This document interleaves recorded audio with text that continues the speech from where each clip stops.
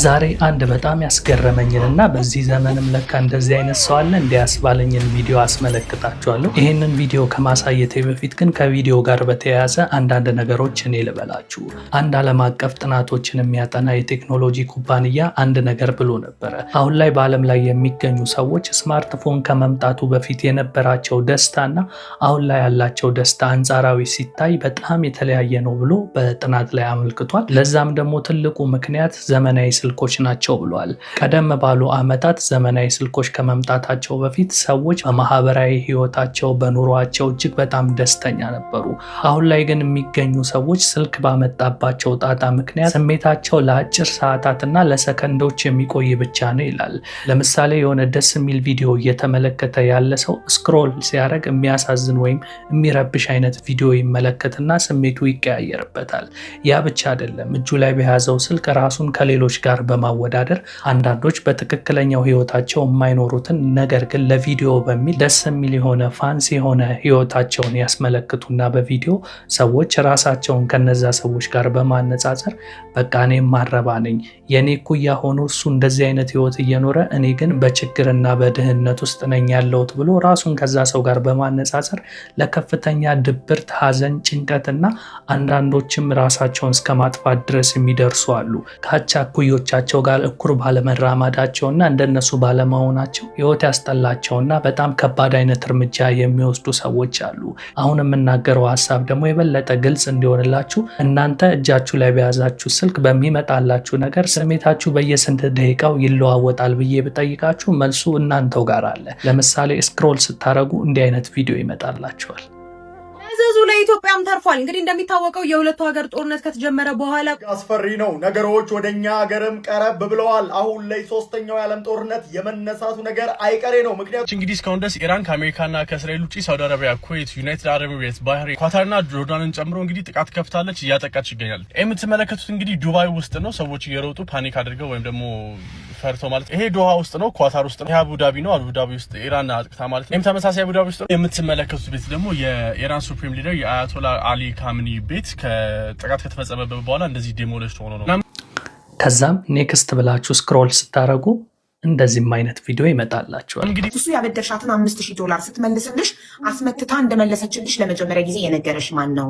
ከቤሩት ላይ ጠንቋይ ቤት ማን እንደሚሄድ ከድሮም ያው ህዝብ የሚያውቀው ነው። ህዝብም እየሰማ ነው። ህዝብም እየታዘበ ስለሆነ ችግር የለውም።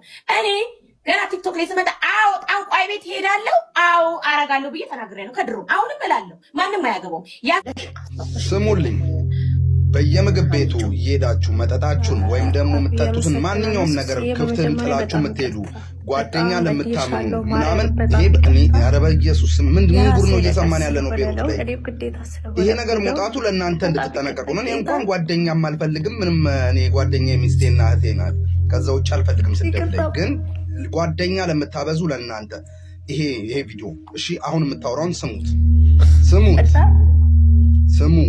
ከታች ጋር ተቀምጬ ነበር። ፎርካው ሳይወርድ በፊት ቢራ እየጠጣሽ በብርጭቆ ነበረ ጨምሬ ነበር እያወራሁ በዚያ ዙሪያ አልዋሽሽም። ይኸው ገነት ጋር ይሄው ትላለች። እንደ እናንተ ሃይማኖት እዛ ወደዛ መተስ ማራ ስንት ብር ነው የከፈልሽው? አፍዬ ነው። ስንት ብር ከፈልሽ? $150 $150 ነው የምጠነቁለው። እኔ እዚህ ቡታን ታሸቃለሁ ተናግሬያለሁ። የተላከልኝ ጃፒ እስከ 180 ድረስ ነው የምጠነቁለው። ለመግደል ከሆነ $500 ሰው ለመግደል ከሆነ። ታዲያ እነዚህን ቪዲዮዎች ስትመለከቱ ምን አይነት ስሜት ይሰማቸዋል?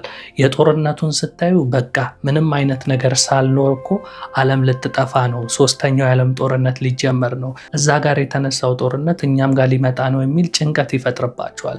ከዛ ደግሞ ስክሮል ስታረጉ የገዛ ጓደኛዬ ላይ ጠንቋይ ቤት ሄጄ አስጠንቁዬ ነበር ብሎ በፈጣጣው እንደዚህ የሚናገርም አካል ትሰማላችሁ። ጉድ እኮ ነው ያስብላል አይደለ? መቼም ታዲያ ይሄንን ስትሰሙ ከማጋ ነው የምኖረው፣ በቃ ብቻዬን በሆን ይሻለኛል፣ በዚህ ዘመን ጓደኛ አያስፈልግም የሚል ጭንቀት ውስጥ ስትረስ ውስጥ መግባታቸው አይቀርም። ለዚህ ነው በዚህ ዘመን ሰዎች እጃቸው ላይ በያዙ ስልክ ምክንያት ብቻ ደስታ አልባ ሰላም አልባ ህይወት እየኖሩ ነውና ቴክኖሎጂ ከጊዜ ወደ ጊዜ እየዘመነ ሲመጣ የሰዎችን ህይወት ለማቅለል ተብሎ የተፈጠረ ነገር ቢሆንም በተቃራኒው ደግሞ የሰዎችን ህይወት ለማቅለል ተብሎ የተፈጠረው ነገር የበለጠ እያከበደ ነው የሚሉ ዓለም አቀፍ ጥናቶች እየተሰሙ ይገኛሉ።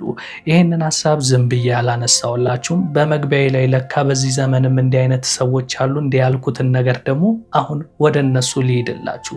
እነዚህ ሰዎች አሁን ከተናገርኩት ነገር ሁሉ ከደሙ ነፃ የሆኑና የተገላገሉ ሰዎች ናቸው። አንዳንድ ሰዎች ምናልባት እነዚህን ሰዎች ሲመለከቱ ገና አልሰለጠኑም ባላገር ምናምን ሊሉ ይችላሉ። እኛ ሰለጠንም ብለን የምናወራ ሰዎች ደስታችን በራሳችን እጅ አጥተናል። እነዚህ ሰዎች ግን ዓለም አቀፉ ጥናት ያወራው ሰዎች ስማርት ስልክ ዘመናዊ ስልክ ከመምጣቱ በፊት ደስታ ነበራቸው ያለውን በደንብ በምሳሌ የሚያሳይ ነው።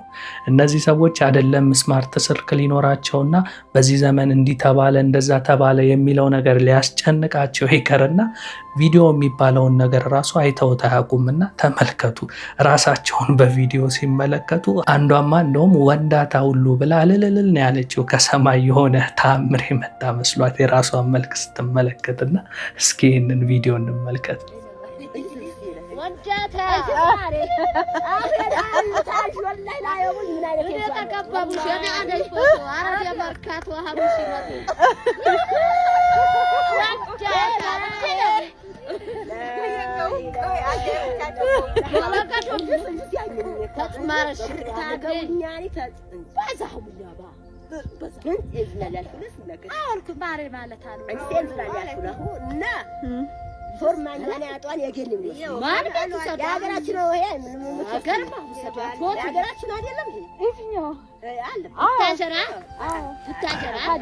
ተመልከቷቸው።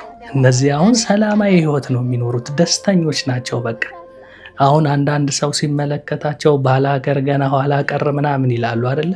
እኔ ግን ስመለከታቸው እንኳንም አልዘመኑ እንኳንም አላወቁ ነው ያልኩት። ምክንያቱም እኛ ዘመንን አወቅን ያልነው ሰዎች እንኳን ለምሳሌ እኔ ይሄንን ቪዲዮ ሳይ ነው ደስተኛ የሆንኩት።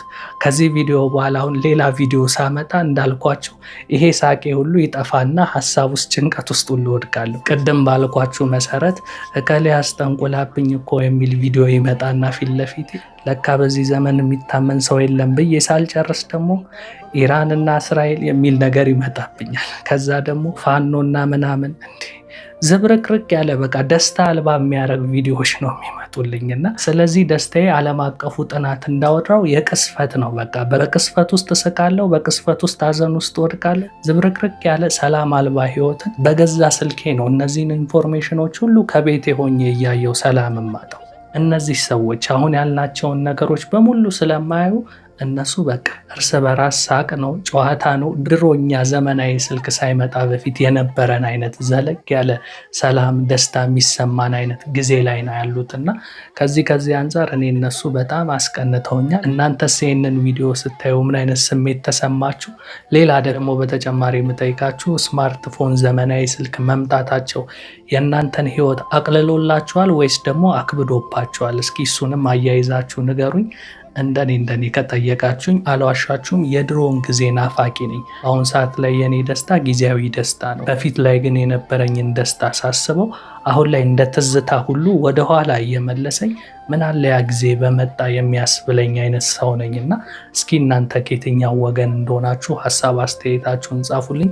ለማንኛውም ይህንን ቪዲዮ ሳየው እጅግ በጣም ነው ያስገረመኝ። በዚህ ዘመን እንደነዚህ አይነት ሰዎችም ይኖራሉ ብዬ አላስብም ነበር። ኖረው ስላየው ለዛውም ደግሞ በሀገራችን ኢትዮጵያ እንደነዚህ ያሉ ንጹህ ልብ ያላቸው ሰዎችን ስመለከት እንግዲህ ለጊዜውም ቢሆን በእነሱ መነሻ ደስ የሚል ስሜት ተሰምቶኛል። እስኪ እናንተም በዛሬ ቪዲዮ ዙሪያ የሚሰማችሁን ሀሳብ አስተያየት ከስር ጻፉልኝ። የእናንተው ኤላ ነበርኩኝ። በሌላ ቪዲዮ ደግሞ ድጋሚ እስክንገናኝ የዛሬን እዚህ ላይ ያበቃለሁ። መልካም ጊዜ።